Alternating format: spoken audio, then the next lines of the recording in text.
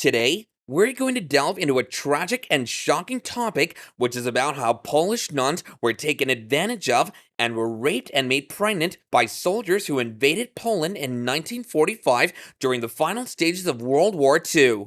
The story takes place in Poland in 1945 after the end of the war in Europe. Poland was a country that had suffered immensely from the Nazi occupation and the Soviet invasion. Millions of Poles were killed, deported, or enslaved by the Nazis, who also destroyed most of the cities and cultural heritage. The Soviets, who were supposed to be allies of the Poles, also committed atrocities against them, such as the Katyn massacre, where they executed more than 20,000 Polish officers and intellectuals. One of the most horrible crimes committed by the Soviet troops was the mass rape of Polish women and girls.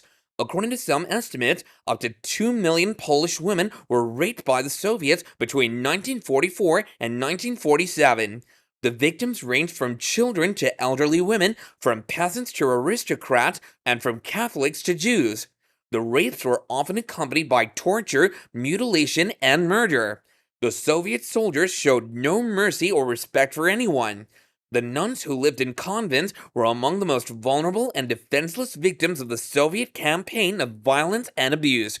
They were isolated and outnumbered by the Soviet soldiers who broke into their sacred places and violated their bodies and souls. They were targeted by the Soviet soldiers because they represented a symbol of Polish culture, religion, and resistance. The Soviets wanted to destroy everything that was Polish and Catholic and to impose their atheistic and communist ideology. The nuns were seen as enemies, obstacles, and spoils of war. The nuns also faced the dilemma of whether to resist or submit to their attackers. Some of them tried to fight back using whatever means they had at their disposal, such as knives, scissors, or nails. They tried to defend themselves and their sisters and to preserve their dignity and honor. They also prayed for God's help and protection. However, the resistance often provoked more violence and cruelty from the Soviet soldiers who beat them, tortured them, or even killed them. Others hoped that their compliance would spare them from further harm. They tried to endure the pain and humiliation and to offer their suffering as a sacrifice for their country and their faith. They also hoped that by submitting to their attackers, they would prevent them from harming other nuns or civilians. They also prayed for God's mercy and forgiveness. Some of the nuns were killed by the Soviet soldiers either during or after the rapes. They died from their injuries, from diseases, from starvation, or from suicide. They died as martyrs for their faith and their nation. Others had to deal with the trauma of unwanted pregnancies and the shame of breaking their vows of chastity. They had to cope with the physical and psychological consequences of being raped and impregnated by their enemies. They had to face the stigma and the scandal of being pregnant nuns in a conservative and religious society. They had to make difficult decisions about their future and their babies' future. Some of the possible motivations for the Soviet campaign of violence and abuse against the Poles were revenge. The Soviet Union had a long history of conflicts and wars with Poland dating back to the 17th century. The Soviets, who were then part of the Tsardom of Russia, fought several wars with Poland over the control of Ukraine, Belarus, and other regions. The Russians viewed Poland as a rival and a threat to their expansion and security in Eastern Europe. They also resented Poland's alliance with Nazi Germany in the Molotov-Ribbentrop Pact of 1939, which divided Poland between the two invaders. This pact was a non-aggression treaty signed by Nazi Germany and the Soviet Union shortly before World War II. The Soviets wanted to avenge their losses and humiliations by inflicting suffering and destruction on the Polish people. They invaded Poland on September 17, 1939, following Germany's invasion on September 1st.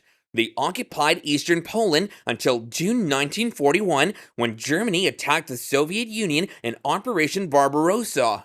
During their occupation, they committed numerous atrocities against the Polish population, such as mass executions, deportations, looting, and rape. They also tried to erase any traces of Polish culture, identity, and resistance by banning the Polish language, education, religion, and organizations. They also deported or killed many Polish intellectuals, politicians, military officers, religious leaders, and activists. Racism. The Soviet Union was dominated by ethnic Russians who considered themselves superior to other nationalities and races. The Soviets regarded the Poles as Slavs who were seen as inferior and backward by the Nazi racial ideology. The Soviets also discriminated against the Jews, who constituted a large minority in Poland. The Soviets viewed both groups as unworthy of respect and dignity and treated them as subhumans. Ideology. The Soviet Union was a communist state which aimed to spread its ideology and system across the world. The Soviets saw Poland as a capitalist and bourgeois country which opposed their socialist revolution and values. The Soviets wanted to eliminate any traces of Polish culture, religion, and identity and replace them with Soviet ones. They also wanted to exploit Poland's natural resources and human labor for their own benefit. Propaganda. The Soviet Union used propaganda to justify its invasion and occupation of Poland and to cover up its war crimes and atrocities. The Soviet propaganda portrayed the invasion as a liberation of brotherly nations from Nazi oppression and claimed that the Poles welcomed the Soviet troops as liberators. The Soviet propaganda also denied or minimized the massacres, executions, rape, and deportations committed by the Soviet forces and blamed them on Nazi agents or Polish provocateurs. The Soviet propaganda aimed to deceive both domestic and international public opinion about the true nature of their actions in Poland. One of the convents that was targeted by the Soviet rapists was a Benedictine monastery in a remote village near Warsaw. There were 25 nuns living there who had dedicated their lives to God and prayer. In January 1949, a group of Soviet soldiers broke into the convent and raped all of them repeatedly for several days. Some of the nuns died from their injuries or committed suicide. Others survived but became pregnant as a result of the rapes. The nuns were terrified and ashamed of their situation. They didn't know what to do or who to turn to. They feared that their pregnancies would be discovered by their superiors or by the public, and they would be expelled from their order or ostracized by society. They also faced a moral dilemma of whether they should keep their babies or abort them. Abortion was considered a grave sin by the Catholic Church, but so was having children out of wedlock. The nuns' plight was discovered by a French Red Cross doctor named Madeleine Polyak, who was in Poland to help repatriate French prisoners of war. She was taken to the convent by a nurse who begged for her help. She was shocked and moved by what she saw. Dr. Polyak made a courageous and noble decision to help the nuns, even though she knew that she could be killed or captured by the Soviets at any moment. She used her skills and contacts as a doctor and a Red Cross worker to obtain medical supplies and food, which were scarce and rationed in the war-torn country. She hid them in her car or in her clothes and brought them to the convent under the cover of night or during lulls in the fighting. She delivered their babies in secret using improvised tools and techniques and without any assistance or anesthesia. She also tried to comfort and counsel them on their choices. She respected their wishes, whether they wanted to keep their babies or give them up for adoption. She didn't judge them or impose her views on them, but rather supported them and helped them find suitable families or institutions for their children. She also protected them from the Soviet soldiers who continued to harass them or try to take their babies away. She confronted them, bribed them, or lied to them, depending on the situation. She sometimes had to hide the nuns or their babies in her car or in other places and drive them to safety. She did all of this with great compassion and dedication despite the danger and difficulty of her mission. Dr. Polyak's mission wasn't easy or safe. She had to travel through dangerous roads and checkpoints where she could be attacked or arrested by the Soviets. She also had to deal with her own trauma and guilt as she had lost her brother and fiancé in the war.